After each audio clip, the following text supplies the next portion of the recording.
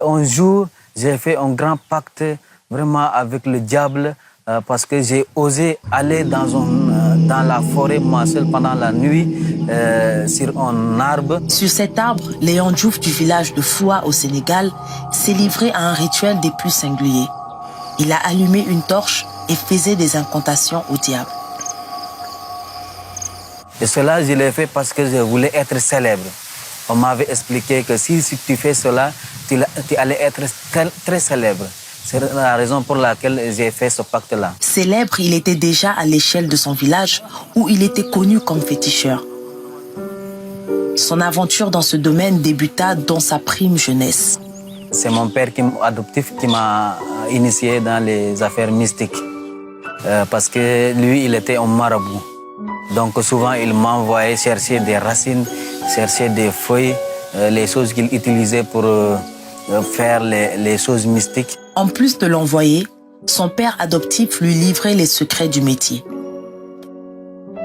Il m'expliquait aussi comment je vais chercher les racines. Il m'expliquait aussi certaines incantations que je prononçais en cherchant des racines ou bien en cherchant des feuilles. Et maintenant, j'avais parcouru ces incantations au point que cela m'a beaucoup motivé à rentrer, à s'ancrer dans cette pratique mystique. Affermi, Léon passait beaucoup de temps dans les forêts pour préparer des potions qu'il donnait à ceux qui le consultaient. Je montais en puissance dans le domaine mystique et au point que beaucoup de villageois venaient me voir pour me demander si Léon a telle chose ou tel truc pour se protéger ou pour avoir la réussite à leurs examens. Sa dévotion à la sorcellerie l'emmena souvent à profaner des tombes. Comme je voulais être célèbre, comme je voulais être aimé par les jeunes filles, un jour j'ai visité un gars qui faisait ces choses-là aussi. Il m'a fait un gris-gris et il m'a dit que ce gris-gris-là doit aller l'attacher au niveau des cimetières. J'ai osé même aller dans les tombes pour récupérer des os des personnes humaines comme moi. Au summum de sa gloire, Léon vécut un événement qui allait le perturber. Un jour, pendant qu'il coupait du bois, il se blessa. En coupant maintenant, subitement, il y a une épine qui m'a piqué au niveau de l'œil droit. Et cela m'a fait du mal au point que je ne pouvais plus voir. L'œil était complètement flou.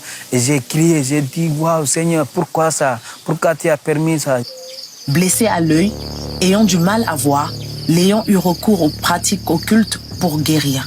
Pendant ces périodes-là, il y avait mon grand frère qui venait souvent, et il me donnait des gris-gris pour que je puisse l'attacher. Mais j'ai remarqué que cela ne marchait pas. Quand tout semblait perdu pour lui, Léon rencontra un évangéliste qui prêchait dans son village. À ce moment-là, que j'étais malade, il venait souvent à la maison et il me parlait de la parole de Dieu. Et à ce moment-là, c'est cela qui m'a poussé vraiment à avoir l'amour de Dieu. Touché par la parole, Léon accepta le Seigneur et le pasteur pria pour lui et ce fut le miracle. Maintenant, mon œil vraiment était redevenu intact. Je voyais petit à petit. Maintenant, je suis retourné à l'université pour continuer mes études. À Dakar, où il étudie, il rejoignit l'église Philadelphie où il fut baptisé. Encadré dans cette communauté, il commença à grandir dans la foi. Le pasteur de l'église Philadelphie de Dakar, lui, il m'a beaucoup aidé vraiment à grandir spirituellement. Parce qu'il m'a enseigné, c'est lui qui m'a enseigné la Bible. Le jour de son baptême, Léon reçut une prophétie qui a commencé à s'accomplir. Quand je me suis fait baptiser aussi, le Seigneur m'a parlé là-bas aussi. Il m'a fait savoir que je veux que tu sois mon instrument. Je veux travailler avec toi.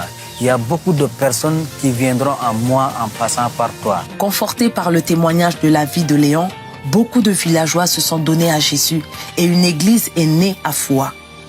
Léon, quant à lui, reste toujours animé du zèle d'annoncer Jésus. Et le message que je lance à tout le monde est d'accepter le Seigneur Jésus-Christ. Parce que c'est lui seul qui peut sauver. Il a dit dans la Bible, en Matthieu 11, 28, que venez vous tous à moi, vous tous qui êtes fatigués et chargés, et je vous donnerai du repos. Et maintenant, moi, j'ai vu ce repos-là. J'ai expérimenté ce repos. Maintenant, j'appelle à tout le monde, à tous les gens qui vivent dans la sorcellerie, dans les affaires mystiques, à se repentir et à donner leur vie à Jésus. Et ils auront le salut, ils auront la vie éternelle, mais en plus ils seront libres, et ils seront vraiment dans la joie. Il ne faut pas jouer avec le feu. Et comme Léon, beaucoup sont ignorants en pensant que ces choses occultes vont vraiment les aider. Ce sont des mensonges.